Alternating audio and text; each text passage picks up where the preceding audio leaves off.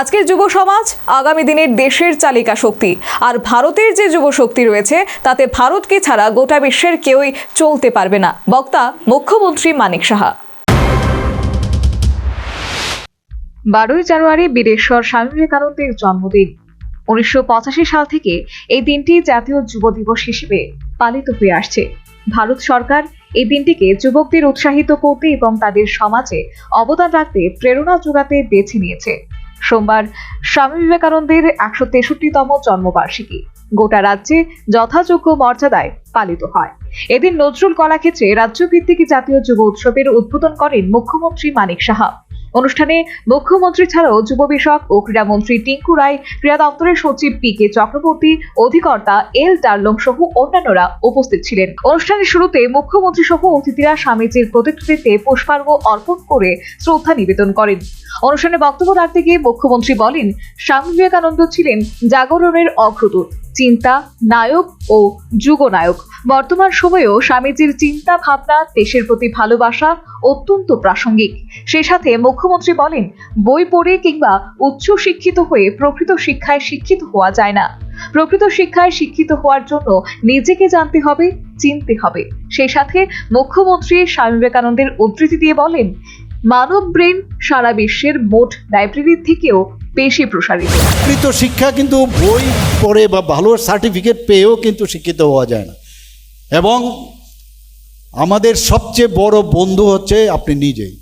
এবং প্রতিদিন আমরা যদি আমার নিজের সাথে একবার অন্তত কথা বলি, এবং যদি আমরা কথা না বলি, then you have missed a very good friend of yours. আমরা এই কাজগুলো কিন্তু করি না। আমরা প্রতিদিন আমরা কিন্তু এক একটা পৃষ্ঠা আমরা লিখছি। আমরা যদি একটা বই আমরা তৈরি করি, প্রতিদিন আমি আজকে কি করলাম, কি কথা বললাম, এবং জীবনের শেষ প্রান্তে এসে এটা একটা বই, আমরা এত বই যে হয়, এই বইগুলো কিন্তু যার যার চিন্তা ভাবনায় বইগুলো হয় এবং সেগুলো আমরা পড়ি। স্বামীজি বলছেন কি, যে সারা পৃথিবীর যত লাইব্রেরি আছে সেই লাইব্রেরি যদি একসাথেও করি, তাহলেও ব্রেইনের নিজ নিজ ব্রেইনের ভিতরে যে লাইব্রেরি আছে তার থেকে কম। মুখ্যমন্ত্রী পরিসংখ্যান তুলে ধরে বলেন, ভারতের যুব সংখ্যা মোট জনসংখ্যার 62 থেকে 65%, যা গোটা বিশ্বের অন্য কোনো দেশে নেই।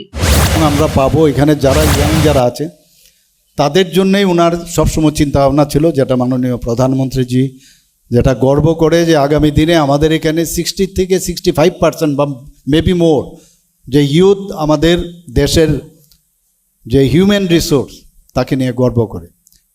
এবং এটাও দেখা গেছে একটা স্ট্যাটিস্টিক্সে, যে আগামী দিন সারা পৃথিবীর মধ্যে ভারতবর্ষেই এত বড় একটা ইউথ যে রিসোর্স, হিউম্যান রিসোর্স, সেটা একমাত্র ভারতবর্ষে থাকবে। অর্থাৎ ভারতকে ছাড়া কোনো দেশ আগামী দিন চলতে পারবে না, কারণ ইউথকে ছাড়া কোনো দিনই সম্ভব হবে না।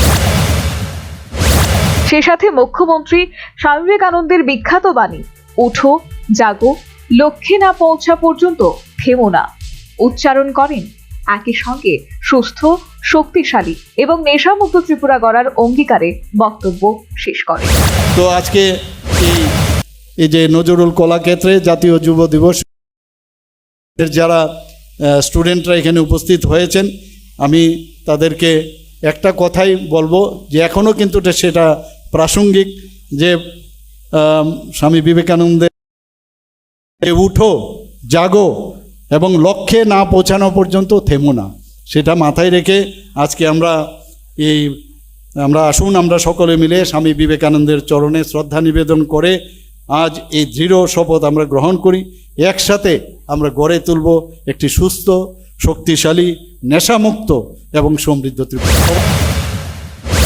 এদিন অনুষ্ঠানে রাষ্ট্রপতি পুরস্কার প্রাপ্ত এনএসএস ও স্কাউট অ্যান্ড গাইডসের স্বেচ্ছাসেবকদের মুখ্যমন্ত্রী রাজ্য ট্যালেন্ট সার্চ ও মুখ্যমন্ত্রী ক্রীড়া উন্নয়ন প্রকল্পের অধীনে পদকপ্রাপ্ত ক্রীড়াবিদদের সংবর্ধনা প্রদান করা হয়। পাশাপাশি নেশামুক্ত অভিযান সচেতনতা কর্মসূচিতে বিশেষ অবদান রাখা বিভিন্ন ক্লাবকেও সংবর্ধনা প্রদান করা হয়।